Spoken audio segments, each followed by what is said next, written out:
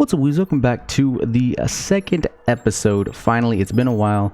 The second episode of what happened to Blank Anime Game. The first episode for Black Clover Quartet Knights got a lot of love. Really fast, by the way, so thank you guys for that. But the second episode, we're finally here. We're talking about a little bit more of a broader game. We're talking about more of the entirety of Sword Art games.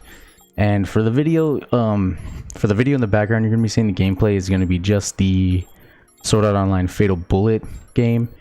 And I know a lot of people are gonna say, you know, well, he's just playing the demo. You didn't play the other games, but I do my fair bit of research on these games, and I try to make them about animes that I'm into, or I at least have some knowledge about. So I have some background on these games and series, so I can have some sort of merit with these videos. But Sword Art Online games tend to fall in this category of trying, I don't want to say trying to do too much, but trying to mimic its series in the wrong way. And what I mean by that is that Sword Art, the entire series, kind of has the full blueprint of what the game wants to be already. I mean, if you've seen the first original Sword Art Online, it's easily the easiest blueprint for an RPG that you can get. It has its own premise, it has its own rules, it has its own leveling system, it has everything laid out for them, and they kind of just don't do any of it. Same thing goes with Fatal Bullet. It is based off of the second or even the spin-off series of Sword Art Online, Gun Gale Online, which has a big battle royale, what do you want to call it, like setup on it. So easily from the get-go, you can tell the original Sword Art Online games, which is Sword Art Online, Sword Art Online 2, and Alicization, they want to be RPGs. Gun Gale Online easily wants to be a battle royale, and it wants to be this kind of unique battle royale that has this like own leveling system and loadout class and kind of like payout that it does in the series. Gun Gale Online has, you know, preset loadouts that people go into the battle royale with, and it's a very minimal set of players in each map or game mode. Not even game mode, but each game has, like, I want to say it's like 20 to 30 players max, because it's solos, and you know, obviously last one to survive wins. But it has the respawn feature, but not really respawn feature, but the, you know, if you've seen the original Sword Art, it's if you die in the game, die for real. But Gun Gale Online has this respawn where, you know, if you die in the game, if you die in the battle royale, you just, you know, you're out of the game and you just go back to the hub world and you try again. But it really does want to be this kind of battle royale sequence, but the game doesn't really do it.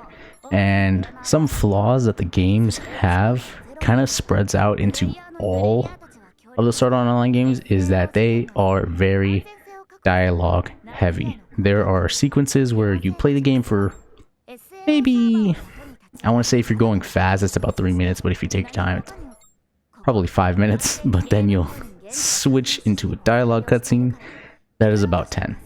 It's about 10 minutes, and the game is a lot more dialogue than the actual gameplay.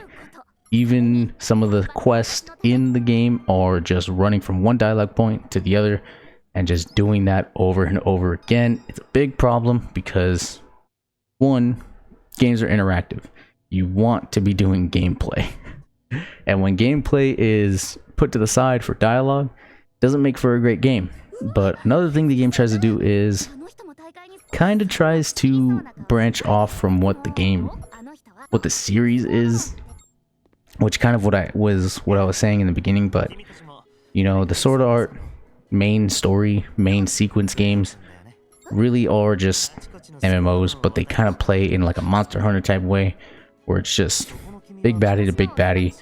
You don't really get any player versus player options in that until you get to something like Fatal Bullet, which does have its PvP segments, but it doesn't do it the way you think it would. It doesn't do it in the battle royale sense. It does it in just a common multiplayer sense, which doesn't really hold well for the game, especially when there are obviously, you know, overpowered things that one game has, that one gun has that the others don't. It kind of makes for like a one set play, and there's not really a meta, or there's not really set metas.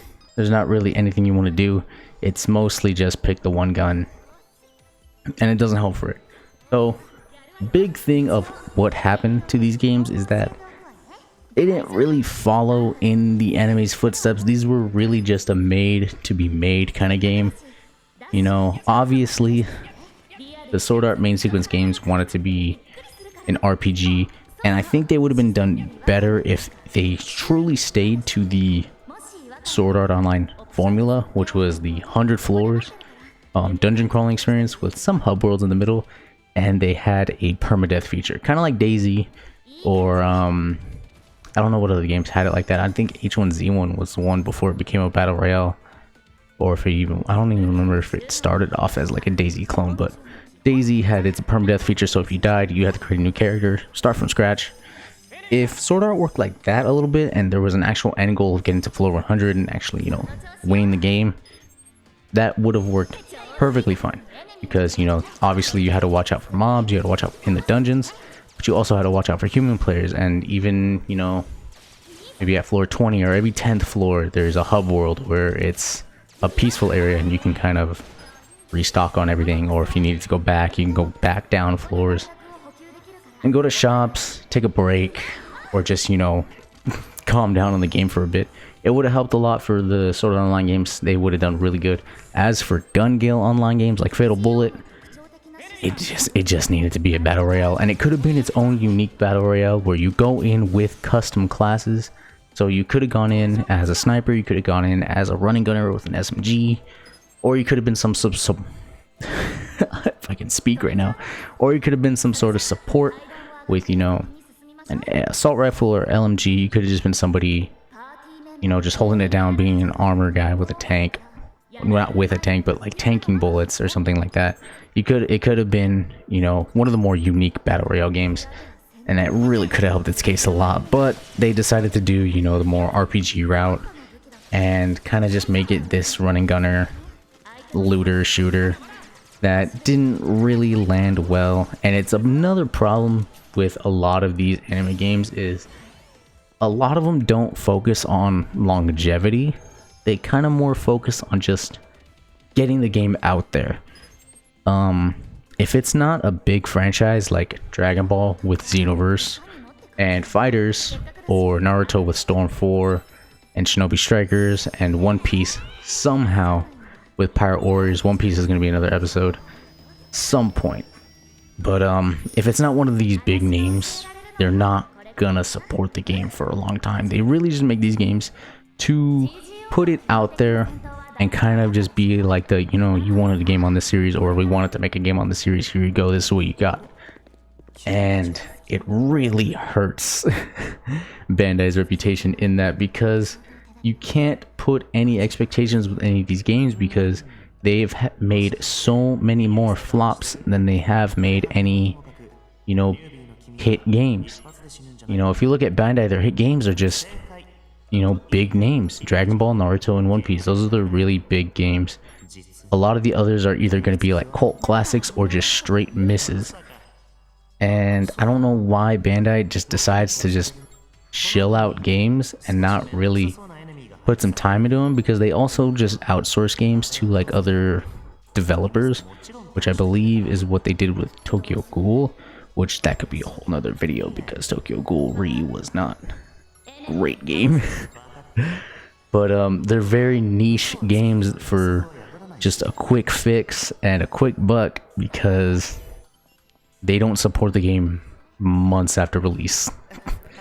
And the way they support Xenoverse 2, the way they support Fighters, Shinobi Strikers, like I said in the Black Clover video, came out just a few months before Black Clover, and they kind of play the exact same game. They don't get the same support, and it doesn't make sense when you kind of want to be this big company to make anime games and you're not going to support your games. And it's a big problem with a lot of these games, but that's, you know, for another time. Sword Art Online games really just kind of miss the mark on what they want to be or what they should be. They really don't focus on the main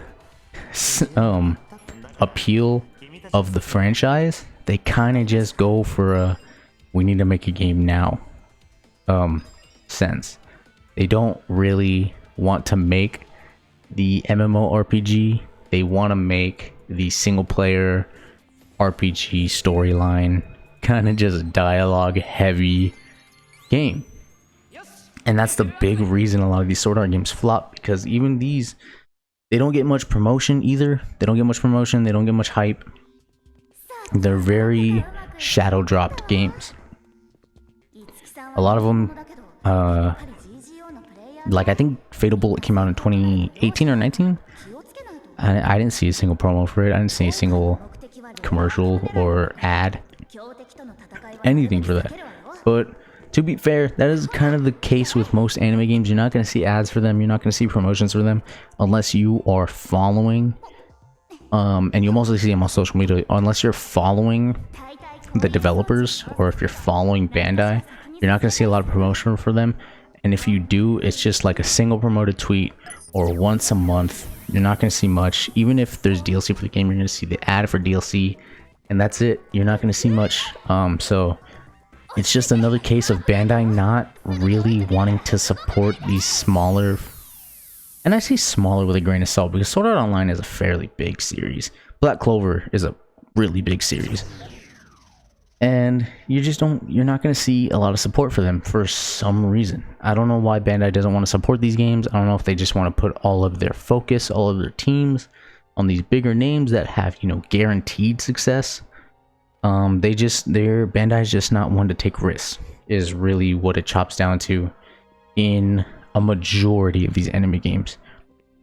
And it's really unfortunate when you know, big games like this have an opportunity, they have a blueprint for what they want to do, and they just don't want to try. Bandai just doesn't want to try with it, and it sucks. But it's just the way the world works, just the way companies work. They don't want to put their money into something they feel like is gonna flop, or they know is gonna flop, and it sucks because you can't really get the anime games people kind of have, you know, hopes for. You know, Sword Art Online works great. I mean, the whole series is about a video game, so they had everything set up for them, and they just let it go. It sucks a lot, but you know, that's how it goes. Those are the breaks. That's the way it works. But that's pretty much all I had to say for this one. Sword Art Online is, you know, kind of a quick one in a way, as in, you know what it is, you know what it's about, but they just don't want to do anything with it. Sucks a lot, but it is what it is, you know? So I guess I'll conclude the what happened there with they had the blueprint and they just decided not to use it. But that's how it goes. But let me know what you guys think about the Sword Art Online games in the comments below. If you guys enjoyed the video, make sure to hit the like button. Also, make sure in the comments below, let me know what other game franchises or what other anime games you want on the What Happened series. What game do you think flopped? What game series or what anime franchise do you think has always flopped in games? I have a couple of ideas for the next episode, but let me know what you guys have in mind. Other than that, if you guys are new to the channel as well, please hit the subscribe button, and I will catch you guys in the next video.